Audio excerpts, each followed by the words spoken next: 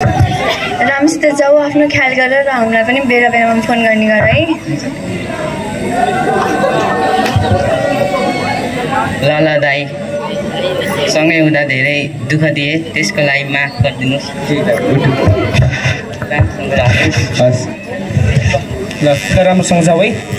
ल बाटोमा पुग्दाखेरि कता कता पुग्छौ फोन गर।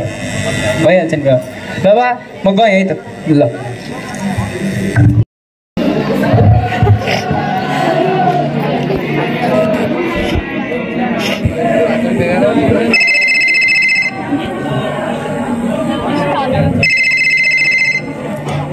हेलो हेलो बाबा, हजुर म पुगेँ नि कोरिया। ए ल धेरै खुसी लाग्यो। ल राम्रोसँग पुग्यौ नि? हजुर राम्रोसित पुगेँ। ए बाबु आमा, राम्रोसित पुग्यौ नि? राम्रोसित पुगेँ नि आमा। हस् हस्। के गर्दैछौ त?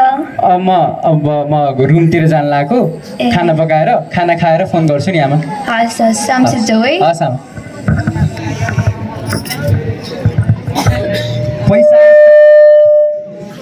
पैसा सबै थोक त होइन, तर पैसाको जरुरत सबैलाई पर्छ। आफ्ना आधारभूत आवश्यकता घाँस बाँस र कपासका लागि देशको जुनसुकै कुनामा गएर पनि मेहनत गर्ने परिस्थिति आइलाग्न सक्छ। कुनै व्यक्तिले आफ्नो परिवारको कुनै सदस्यले दुःख गरी कमाएर पठाएको विप्रेषणको दुरुपयोग पनि गर्न सक्छ। यस्तै दाइले दुःख गरी कमाएर पठाएको रकमको भाइ सन्देशले दुरुपयोग गर्छ। अझै साथै दाइलाई बेला मौकामा पैसा पठाउन भनी दाइले पठाएको पैसाले के कुरामा खर्च गर्दो रहेछ त हजुरहरूलाई देखाउँछु।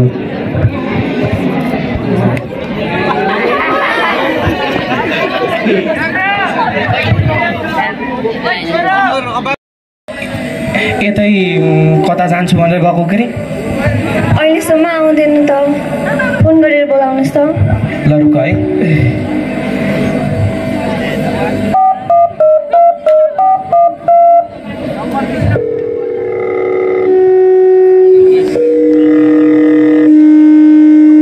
बाबु बाबु हेलो, कहाँ छस्? म साथीहरूसँग फुटबल खेल्दै। ए रात पर लागिसक्यो, त घर आउने होइन? आउने हो। ल ल ल छिटो आइज छिटो आइज। ल ल ल बा आएँ म। ल आइस आइस आइस। ल हात खुट्टा धो। बा एउटा काम थियो। के काम थियो? पैसा चाहिएको थियो। तेरिका जहिले पनि पैसा माग्छ पैसा माग्छ। तँ अस्ति भर्खर दिएको होइन मलाई पैसा? एउटा काम थियो र। भन्न के गर्दै हुनुहुन्छ त? भाइ म त के गर्ने हो र, भर्खर रुममा छु। अब खाना पकाएँ, खाना खान लाग्यो नि। ए धेरै होइन, के 10,000 जति पठाइदिनुहुन्छ कि भनेर। अस्ति भर्खर मैले तँलाई 6,000 पठाइदिएको होइन, फेरि तँलाई किन चाहियो 10,000? ए तपाईँ पनि सिआइडी बन्न नखोज्नुहोस् त। दुई हप्ता अगाडि पठाएको पैसा 2 हप्तापछि त सकिहाल्छ नि। हेत तेरिका भाइ यार, त्यस्तो नभन्न। पैसा त पुऱ्याएर खानु पऱ्यो नि बाबु। ए पठाउनु नाइबे, नत्र घर छोडेर जाइदिन्छु। हेत तेरिका यो केटा पनि गरेर सकिने भएन है यो केटालाई। ल ल बाबु फोन राख, भोलि पठाइदिउँला। ल ल। यसरी भाइ सन्देश दुर्व्यसनीमा फस्छ र फस्दै जान्छ। अनि उता प्रणव कोरिया गई पढ्ने र कमाउने दुवै गर्दै गयो। त्यस्तै गरी उसका कोरियामा दिनहरू पनि बित्दै गए र कोरिया गएको 5 वर्ष पुरा भई प्रणव घर फर्कन्छ। बाबा आमा म आएँ। बाबु आयो घर? ल आएँ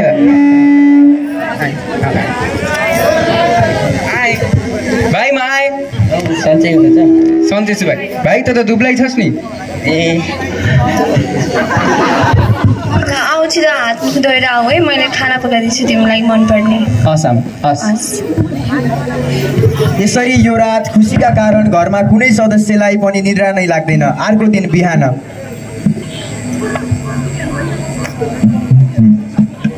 बाबा म यसो साथीहरूलाई भेट्न पार्कमा जाँदैछु, उतिखेर गरेर आइहालेँ। ल ल ल छिटो आइज छिटो आइज। हस् ल ल जा।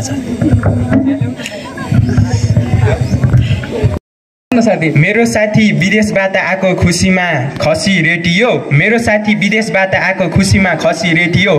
फाइनली मेरो साथीलाई धेरै सालपछि भेटियो।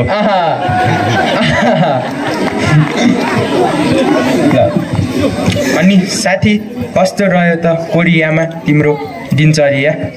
साथी कोरिया भनेको त दुःखै ठाउँ रहेछ नि साथी। यसो बाहिरबाट हेर्दाखेरि सबैले रमाइलो गरे होला, पैसा कमा होला भन्छन्, तर वास्तवमा मान्छेलाई परेपछि त अति दुःख हुने हो नि। होइन, दुःख त जताततै हुन्छ। यहाँ राष्ट्रमा गऱ्यो नि दुःखै छ, उता नि दुःख छ, तर यहाँ भनेको आमा बाबालाई हेर्न पाइन्छ, राष्ट्रलाई सेवा गर्न पाइन्छ। मैले त पहिल्यै भन्थेँ साथी यहीँ बसौँ, सँगै काम गरौँला। हो साथी, तिमीले भनेथ्यौ, मैले बुझिनँ, मैले बुझ्न ढिला गरेँ साथी। 5 वर्षपछि फर्केर आएँ, 5 वर्षपछि बुद्धि पनि फर्क्यो। अब यहीँ बस्छु, घरमा आमा बाबालाई सेवा गर्छु, यहीँ बारी छ, यहीँ काम गर्छु साथी। हुन्छ साथी, भगवान्को घरमा देर छ अन्धेर छैन भन् जस्तै तिम्रो नि बुद्धि पलाएछ। ल म खुसी भएँ साथी। ल हस् त साथी। तपाईँको कुरा ए ल ठ्याक्क तिमीले कुरा गर्यौ, ल ठ्याक्क सम्झायौ, ल धन्यवाद छ। यसो तनिषाको छोरीसँग मैले अस्ति कुरा गरेको थिएँ, तनिषालाई यसो तिमीलाई यसो म कुरा गर्छु। अब हेर, अब यस्तो चिनजानकै व्यक्तिसँग बिहा गराइदिनु पर्छ। अब छोराछोरी पनि सँगैदेखि सानैदेखि एकअर्कासँग खेलेको। अब बाबुलाई तिनीहरूको घरको बारेमा राम्रैसँग दुःख सुख थाहा छ, तिनीहरूको दुःख सुख अब अनुपालाई चाहिँ हाम्रो बारेमा सबै कुरा थाहा छ। त्यसैले गर्दाखेरि अब सम्बन्ध प्रगाढ हुन्छ, त्यही गरौँ न त, हुन्न? मैले फोन गरौँ।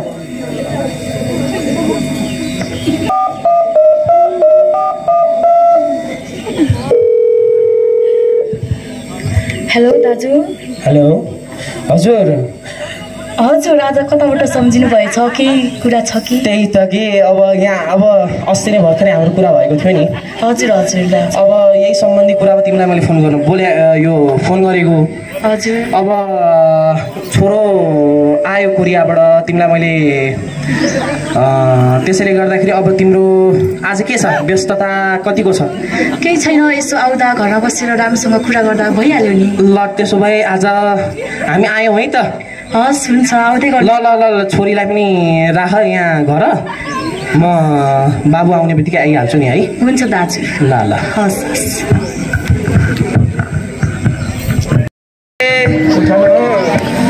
दर्शन दाजु आउनुभयो, बस्नु न। बाबु तिमी पनि बस। आउनुभएछ, कुराकानी अगाडि बढाउनु जस्तो लाग्यो। अनि खै त नानी? नानी भित्र छ। नानी पानी लिएर आऊ।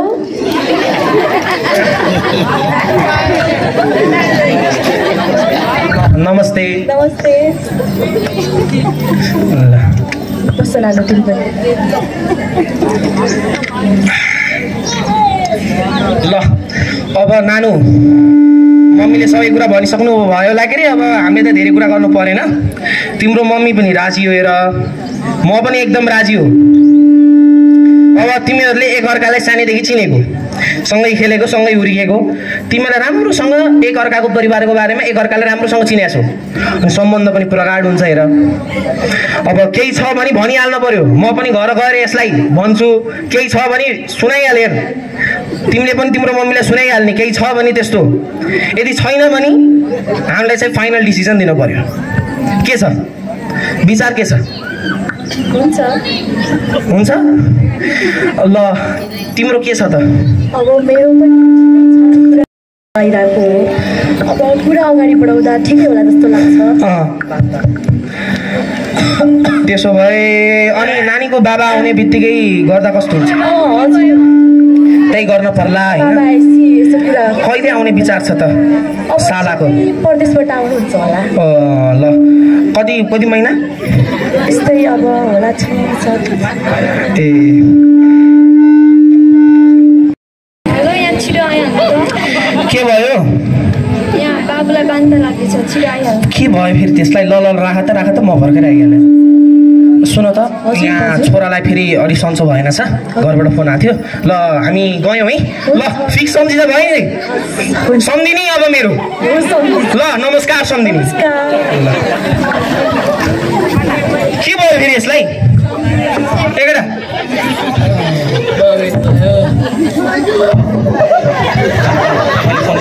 रुक, मैले बाबु डक्टरलाई फोन गर्छु। बाबु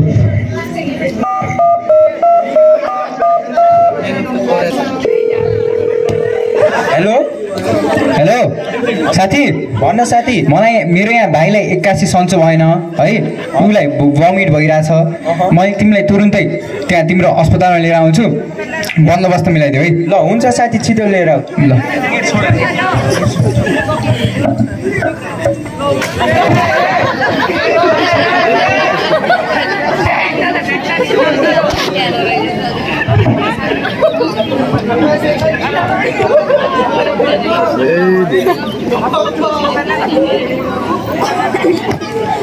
ल हुन्छ, म अब यसो बाबुलाई हेरेर आउँछु के भएर चाहिँ हजुरहरू यहाँ बस्दै गर्नु होला। ल बाबु, तिम्रै हातमा छ है सबै, तिम्रै भाइ हो के है, त्यही सम्झेर गर।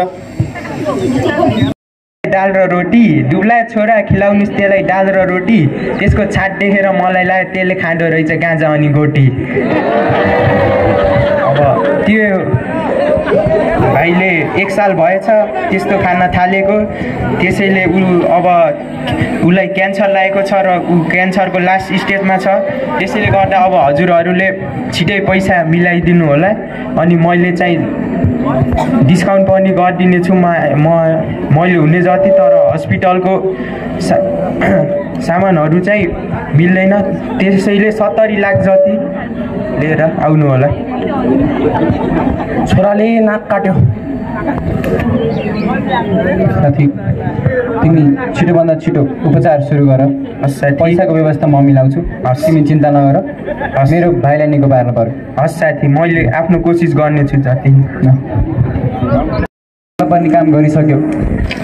म 5 वर्ष विदेश गएँ, विदेश जाँदा ऊ बिग्रिसक्यो रहेछ। त्यो कुराको हामीलाई अनुभूति भएन बाबा। अब चाहिँ नि उपचारै गर्नु पर्यो उसको। ल छोरा, कसरी पनि बचा, तर एउटा मात्र भाइ हो हेर। ल बाबा, अब म ब्याङ्कमा गएर पैसाको बन्दोबस्त मिलाएर आउँछु नि। ल त्यसपछि प्रणव ब्याङ्क गई कति पैसा बाँकी छ भनी बुझ्न जान्छ, तर रकम धेरै खर्च भइसकेको थियो। त्यसैले ऊ आफ्नो साथी सुनिलसित ब्याङ्कबाट ऋण माग्न जान्छ। साथी, ओहो साथी, कहाँ थिए दर्शन बरु? अब बसौँ। किन यस्तो टेन्सनमा छौ? के भयो साथी? साथी, मलाई अति दुःख परेको छ नि। के भयो त्यस्तो भन न साथी। मेरो भाइलाई क्यान्सर भयो साथी। क्यान्सर? मेरो भाइ जस्तोलाई, मेरो भाइ के साथीको भाइलाई क्यान्सर भयो? कसरी भयो साथी? ऊ म 5 वर्ष विदेश गएको बेलामा कुलतमा फसेको रहेछ, हामीलाई अनुभूति नै भएन। साथी, के आवश्यकता पर्छ? साथी, डाक्टरले 70 लाख मागेका छन्। मैले कोरियाबाट आउँदाखेरि काठमाडौँमा एउटा सानो 50 लाखको जग्गा किनेको छु, त्यसलाई धितो राखेर बाँकी पैसा बन्दोबस्त गर्नु पर्यो साथी, लोनको रूपमा। हुन्छ साथी, म अब सादा 2 वर्षसम्म एरेन्ज गरिदिउँला। अब मेरो के बसमा पर्छ हेरौँ। ल साथी। हुन्छ साथी। मलाई बचाउने कोसिस गरेँ, तर ऊ अहिले यो दुनियाँमा रहेन, मलाई माफ गरिदिनु।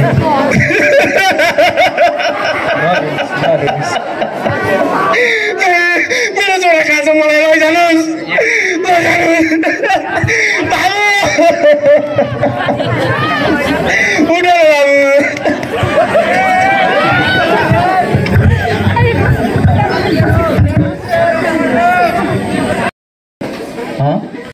कन्ट्रोल गर आफूलाई। यस्तो कसरी भयो साथी? साथी नरौ साथी नरौ। कहाँ छ मेरो भाइ? क्या छ तिम्रो भाइ? नै कोरिया गएको 5 वर्षपछि नेपाल फर्किसकेपछि उसमा चेतना विकास भएको र भाइ सन्देश दुर्व्यसनीमा लागेको कुराबाट यहाँ उपस्थित हुनुभएको सम्पूर्ण दाइ दिदीहरूलाई यस नाटक मार्फत जनचेतना फैलाउन खोजिएको छ। र म अन्तिममा के भन्न चाहन्छु भन्दा, अहिले यो हामी विदेश जाने ट्रेनमा फसिरहँदा हामीले के बिर्सिनु हुँदैन भन्दा, हाम्रो पनि एउटा देश छ जुन देश विश्वकै सबैभन्दा सुन्दर मुलुक हो, र अब आउने दिनहरूमा यस देशलाई नेतृत्व गर्ने भनेको हामीले हो। यस देशलाई विकास गर्ने कि नगर्ने भन्ने जिम्मा पनि हाम्रो हातमा छ।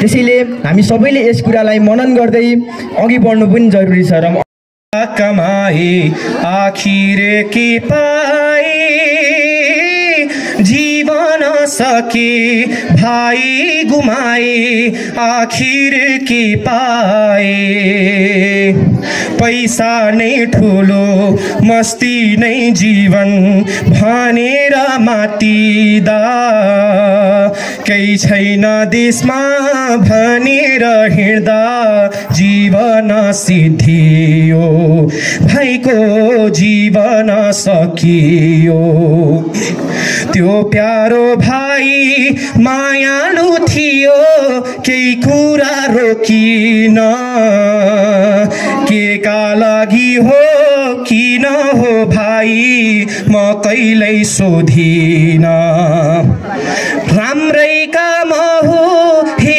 मेरा दाजु भनेर पकायो आखिर तिमीले दुर्व्यसन गरी जीवन सकायो हातका मैला सुनका थैला के गर्नु धनले सागर सिस्नु खाएको बेस आनन्दी मनले। हस्, धन्यवाद।